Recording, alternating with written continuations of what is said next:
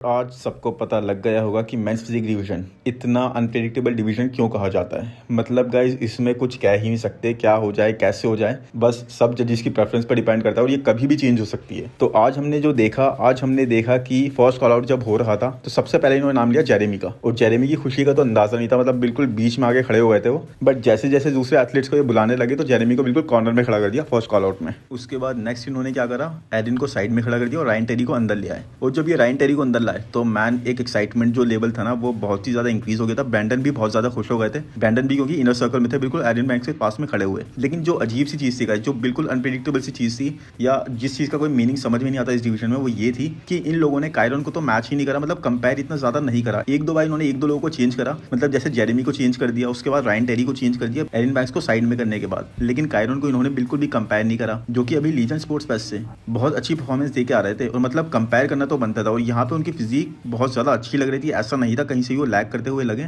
तो एक बार कंपैरिजन करना, अगर आपको लग भी रहा है कि लैग कर रहे हैं तो भी आप कॉल आउट के अंदर एक बार मूव करके तो देखोगे ना। बट ये ऐसा कुछ नहीं कर रहे थे। इवन कॉरी मॉरिस को इन्होंने एरिन मैक्स के पास लाके खड़ा कर दिया। उसके बाद ये नेक्स्ट चीज क्या करते हैं, नेक्स्ट चीज ये करते हैं कि ये रायन टेरी और ब्रैंडन हेंड्रिक्सन को दोनों को ही वापस भेज देते हैं। मतलब एक तरह से इन्होंने फर्स्ट टू इन्होंने चुन लिए थे फर्स्ट से सेकंड के लिए, और जब इन्होंने इन दोनों को वापस भेजा तो भाई इन दोनों की खुशी का अंदाजा नहीं था। मतलब ब्रैंडन हेंड्रिक्सन तो बहुत ज्यादा खुश हो गए थे कि अब या तो मैच जीतूंगा या फिर रायन टेरी। तो रायन टेरी भी बहुत ज्यादा एक्साइटेड हो गए थे, क्योंकि अब उनका ये शाइन करने का टाइम लग रहा था। उनको भी लग रहा था या तो मैं फर्स्ट आऊंगा या फिर सेकंड। एंड हाँ गाइस, रायन टेरी बहुत ज्यादा बैलेंस लग रहे थे, इवन उनके लेग्स भी। और अब लेग्स की बात हुई है तो गाइस जेरेमी बॉन्दिया, मैन उनके लेग्स सबसे हैवी थे पूरे लाइनअप पर। मतलब ऐसे लग रहे थे कि बहुत अच्छे से ट्रेंड है, बहुत ज़्यादा बैलेंस्ड है। बट वही है गाइस, उनकी बैक उस तरह से लैग करती हुई दिख रही थी। प्लस मिड सेक्शन उनका जो फ्रंट पोज में था वो पहले जिस तरह से दिखा करता था, पहले तो चल जाता था, बट आज के टाइम पे अभी के स्टैंडर्ड्स के हिसाब से या फिर अभी जैसे दूसरे एथलीट्स थे उनका बहुत ज़्यादा शार्प था। तो वहाँ एक जेरेमी बॉन्दिया लैग करते हुए दिखे। प्लस इनकी लाइटिंग गाइस बहुत ही खराब थी। अगली बार तो मैं सोच रहा हूँ कि पेपर व्यू बाय ही नहीं करूंगा।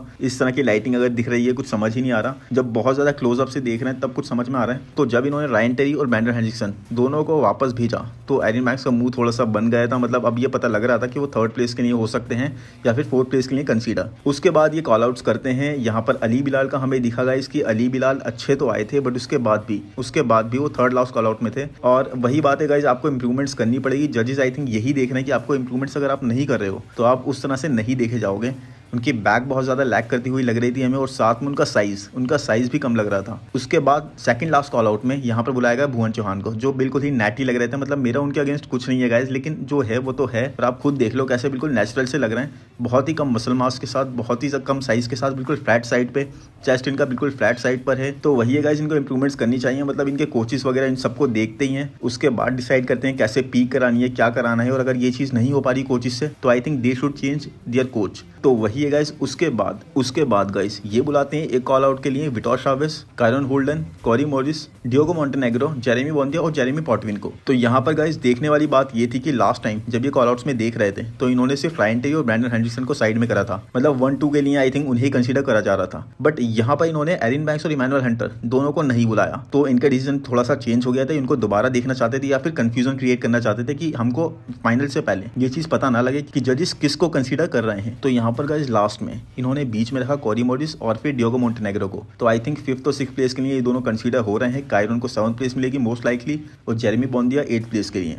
उसके बाद हमारे विटोर शावेज हैं और फिर जेरेमी पॉटविन। तो वही है गाइस, कॉरी मॉरिस को काफी आगे रखा जा रहा है। Diogo Montenegro was looking really good, but size में वो थोड़े कम लग रहे थे। बट मैन कायरन होल्डन के लिए थोड़ा सा दुख हुआ कि मैन कंपेयर तो एटलीस्ट आपको करना चाहिए, राइट। अभी आप इतना अच्छा शो जीत के आ रहे हो, इसीलिए गाइस प्रेडिक्शन बनाना बिल्कुल ही बेकार है। आप कुछ भी प्रेडिक्ट नहीं कर सकते। अली बिलाल काफी ज्यादा एथलीट से अच्छे थे। मतलब मैं ये नहीं कहता कि उनको फर्स्ट कॉल आउट में या फिर टॉप 10 में आना चाहिए, बट सेकंड कॉल आउट या third call out I think वो आ सकते थे। बट आई थिंक वो 4th या 5th कॉल आउट में आए थे। तो आप समझ लो कि कुछ भी नहीं कह सकते कि किस बेस पे ये लोग कर रहे हैं, क्या कर रहे हैं।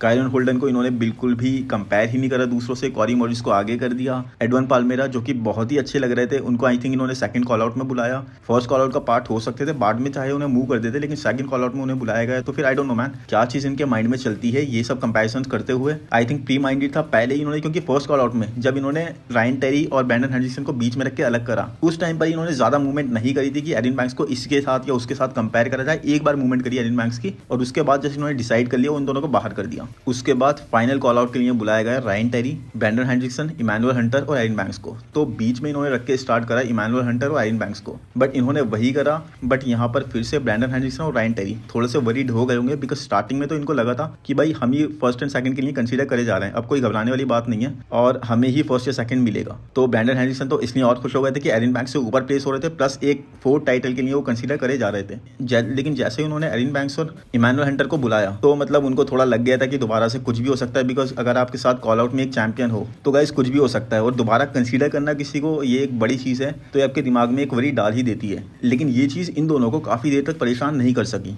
क्योंकि थोड़ी देर में इन्होंने फिर से अंदर कर दिया रायन टेरी और ब्रैंडन हेंड्रिक्सन को फर्स्ट एंड सेकंड प्लेस के लिए। तो I think guys most likely यहाँ पर Ryan Terry is going to win the show, because Ryan Terry की इंप्रूवमेंट्स, अब जैसे मैं स्टार्टिंग से हर वीडियो में बोलता आया हूँ कि रायन टेरी एक नॉन क्राउन चैंपियन है मेंस फिजिक के, एक डेफिनेशन है मेंस फिजिक, मतलब एक एक्चुअल बीच बॉडी कैसी होनी चाहिए जो मेंस फिजिक को डिफाइन करती है, वो रायन टेरी की है। बहुत ज़्यादा बैलेंस्ड, कोई भी मसल ओवरली डेवलप नहीं है, मतलब इनकी बैक अगर आप देखोगे एरिन बैंक्स से कंपैरिजन में तो हाँ एरिन बैंक्स जैसी डेवलप नहीं है, बट होनी भी नहीं चाहिए मेरे हिसाब से इस डिवीजन के लिए। इस डिवीजन के लिए चाहिए आपको एक बैलेंस बॉडी जो फ्रंट टू बैक आपकी बैलेंस्ड हो और साथ में आपकी सिमेट्री अच्छी हो, आप बहुत ज्यादा बीच बॉडी को डिफाइन कर रहे हो, और वो चीज रायन टेरी से अच्छी कौन डिफाइन कर सकता है। प्लस आप उनके लेग्स देखोगे यहाँ पर तो सी इन चारों में कितने अच्छे डेवलप्ड लेग्स हैं रायन टेरी के, टॉप टू बॉटम एक बैलेंस फिजिक। और रायन टेरी मेरे हिसाब से इस शो को जीतने चाहिए, बट अगर ब्रैंडन हेंड्रिक्सन भी जीतते हैं तो he was also looking good. But yes Erin Banks के चांसेस अब थोड़े कम लग रहे हैं ये शो जीतने के, क्योंकि फाइनल्स में अगर ये और ज़्यादा इंप्रूवमेंट्स के साथ भी आ जाते हैं तब भी गाइज इतने ज़्यादा चांसेस नहीं बनते, जजेस इतना मूव नहीं करते, फर्स्ट एंड सेकंड को ही वो कंपेयर करते हैं ज़्यादातर। और जैसे ये कॉल आउट खत्म हुआ तो बीच में ब्रैंडन हेंड्रिक्सन और रायन टेरी ही थे, तो ये I think most probably defined है, तो ये I think most probably decided है